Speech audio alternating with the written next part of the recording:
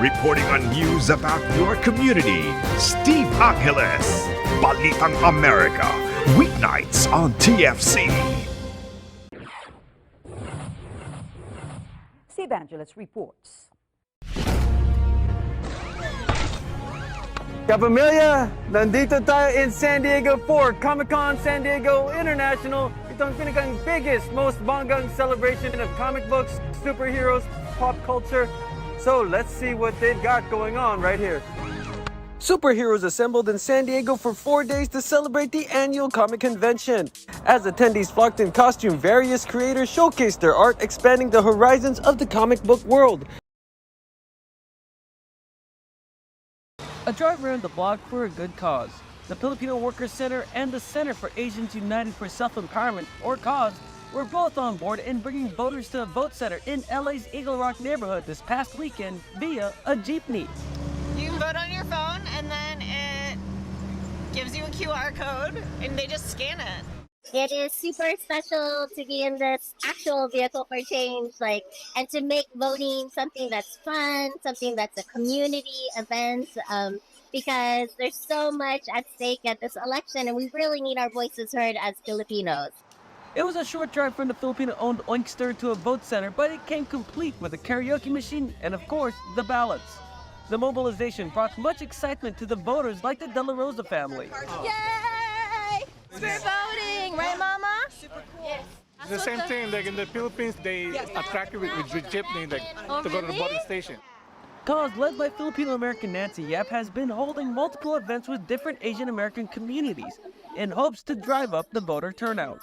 It's about making sure that voting is still community-centered. We want to know that people can have fun voting, can vote in a very informed way, but also you can now vote at any vote center. You can drop it off in the mail, and you can vote up to 10 days in advance. And so why not do it in community and why not have fun? The Filipino Workers Center themselves say in this particular region, there are as many as 12,000 eligible Filipino-American voters, but the turnout has remained low. It seems like there's a lot of energy, but we still don't have enough people voting. So the numbers in the primary for this area here, Eagle Rock, District 52, Council District 14, we had a stronger than normal showing of Filipinos, but still less than half of Filipinos voting overall. In-person voting precincts in Los Angeles County will be open until 8 p.m. on November 5th. Perhaps the most important lesson of this activity is whether by trike, on foot, by jeep, in person, day before, or day of, the choice is all yours. What's most important, though, is to make sure that you cast that vote before the polls close on Tuesday night. Steve Angeles, ABS-CBN News, Eagle Rock, California. Bureau correspondent Steve Angeles now joins us with the latest. Steve, what more can you tell us? Yes, Carmina, the mass shooting, the number of casualties in Monterey Park has actually climbed up to 11 now. I'm currently at a vigil for those victims, and as we have learned, that one of the victims, 68-year-old Valentino Alvaro. A final goodbye for Valentino Marcos Alvaro, the 68-year-old Philippine-born hospitality worker who was among 11 people killed in a mass shooting at a Monterey Park Lunar New Year celebration last January 21st. Known for his love of ballroom dancing, the devout Catholic's funeral mass took place on Friday morning, with his two children sharing fond memories of their dad, whom they described as a loving family man in the life of any party. What others recall most about my dad is his faith and trust in God, his cheerfulness, good humor, and his smile. The community continues to heal from the worst massacre in Los Angeles County history. A GoFundMe campaign has been started to help with Alvaro's funeral costs, raising over $20,000 so far. City officials are now considering building a permanent memorial to honor the 11 lives lost, making sure that their memories live on forever in this community. Steve Angeles, ABS-CBN News, Monterey Park, California. 4 U.S.-based administrators of the Kingdom of Jesus Christ Church virtually faced a Los Angeles federal judge on Friday. 3 Southern California-based defendants, Gia Capachulan, Amanda Estopare, and Marissa Duenas, all entered not guilty pleas to a superseding indictment that accuses them of playing roles in a sex and labor trafficking and immigration fraud scheme involving Davao-based megachurch pastor Apollo Quiboloy. The three were charged in the original January 2020 indictment, which resulted in an FBI raid at the KOJC compound in Van Nuys, California. There are in total 9 defendants in the superseding indictment that claims Philippine President Rodrigo Duterte's spiritual advisor Kibuloy and several other KOJC members engaged in the sexual trafficking and labor exploitation of church members. Court records show that other defendants have already entered their not guilty pleas. However, there is no word yet on if and when Pastor Apollo Kibuloy will come to the U.S. to face the charges. The Philippine government has said they are still waiting for an extradition request from the U.S. government. In an interview with the Kingdom of Jesus Christ Worldwide General Counsel Michael Green, he said Kibuloy coming to the U.S. would have an effect on his ability to carry out his church duties.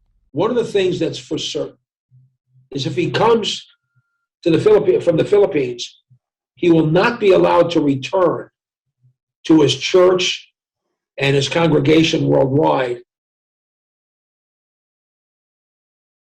In a land of stars, the Pac-Man continues to shine bright, with as many as hundreds of fans appearing on any given day, filling up parks to catch a glimpse of Manny Pacquiao.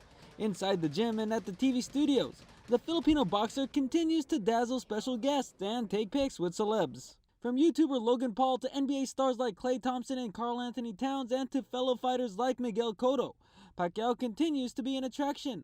Some of the world's most recognized Phil-Am athletes and celebs like Jordan Clarkson, Jalen Green, and Apple Diab have also come to show support for the Pinoy Pride, who is set to fight Errol Spence Jr. on August 21st. I'm happy na kahit na may protocol, maraming mga bumibisita rin. And while the pandemic has made the 8th Division champion cut down on his fan interactions, he still manages to treat a few of them to selfies, especially the frontliners and essential workers. Of course, anyone lucky enough to see the Pac-Man train at the Wildcard Gym will undergo the COVID protocols, making sure that they only spread their support and not any viruses. During his epic season, the star running back made sure to represent his Filipino roots on the field. It's definitely big, man. I mean, just because my grandma growing up and, my dad kept us aligned with the culture out there, and let us, understand where we come from and things like that. So with not a lot of us, in professional sports and things like that, it's good to be, a prominent, advocate for who we are and, what we do and what we believe in. So that's dope. Say it to my face. Jacob's rise to NFL stardom has become a rags to riches story, battling homelessness as a youth with his Filipino father Marty. Despite the struggles, the Oklahoma native landed a scholarship at college football powerhouse Alabama. After winning a national college scholarship, he was drafted in the first round by the then Oakland Raiders in 2019, winning Rookie of the Year. And since then, he's used his stardom to help the community with many charitable causes such as food security and youth programs. It's definitely very important. There's a lot of guys where I come from that, I see that, do good and things like that, and I never seen them come back. Growing up, I always told myself if I got a chance to be on a certain platform and be able to touch and, affect people's lives, that's what I was going to do. So that's why I kind of do it. Only time will tell where the Phil-Am All-Pro will end up playing next year, but no matter where he goes, one thing is for certain. Josh Jacobs will not only bring his A-game, but also his Pinoy pride on and off the field. Steve Angelos, ABS-CBN News. One of the hottest players in the NHL right now is a Filipino kid from Southern California. Today, we chat with the Dallas Stars' Jason Robertson. The 26-year-old wing from Arcadia, California is breaking out in his third full NHL season. He's been among the league leaders in goals, assists, and total points for the Dallas Stars. That's crazy. Just like 2-3 years ago, we're in some college bleachers watching your sister. I don't think you played yet at that time. Just how do you feel about how your first 3 full seasons have come along? Well, I think all of it kind of progressed the way I wanted it to. Obviously you want to play in the NHL right away, but I played those extra 2 years in the junior and then played a year in the minors. So, but that was part of it. I went in the bubble, been playing the games, but learned from that and made the team and just kept progressing. Not taking, you take some steps back, but not taking, gigantic step backs. And setbacks and just keep going forward and progressing and get to where I am now. I love your clothing line, but especially the Babae tribe portion. Just oh, thank you. I've been able to sell out of a lot of my pieces. I have sustainable t-shirts that say "If not now, then when," and that's just one of my favorite sayings because I'm a go-getter and I want everybody to ask themselves that question when they have goals or anything they want to do in life. So I've been able to sell out of those in a few of my handmade dresses. So it's been really amazing so far. I'm working on restocking it. Yeah, are you going to be able to design while you're kind of preparing for Miss Universe? Absolutely. I'm going to be busy, but I'll carve out time as much as possible and somehow fit it in because that's part of my identity and who I am.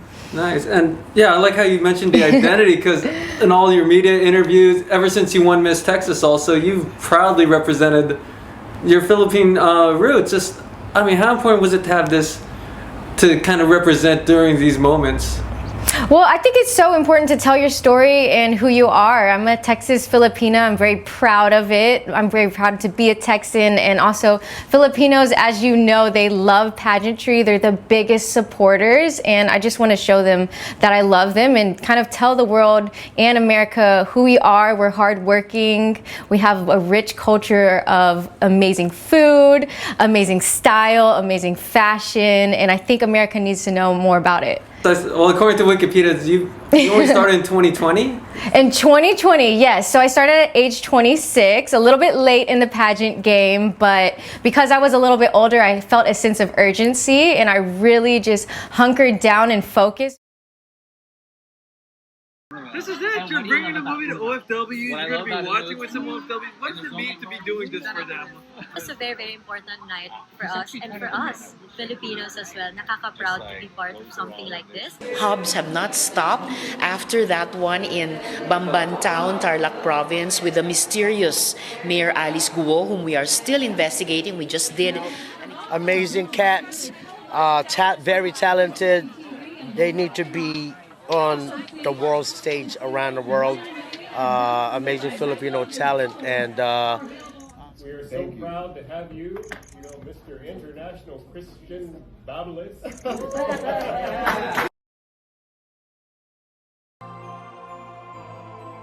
Welcome to Bozeman. At about 40,000 residents, it's one of Montana's largest and fastest growing cities. You could also consider this place a time capsule. Dinosaur fossils are found here, and in pop culture or science fiction, according to Star Trek, first contact between the Vulcans and the humans was made here. We meet with the modern day inhabitants. Some of them are hoping to live long and prosper, and some finding peace and the warmth of family in this winter wonderland.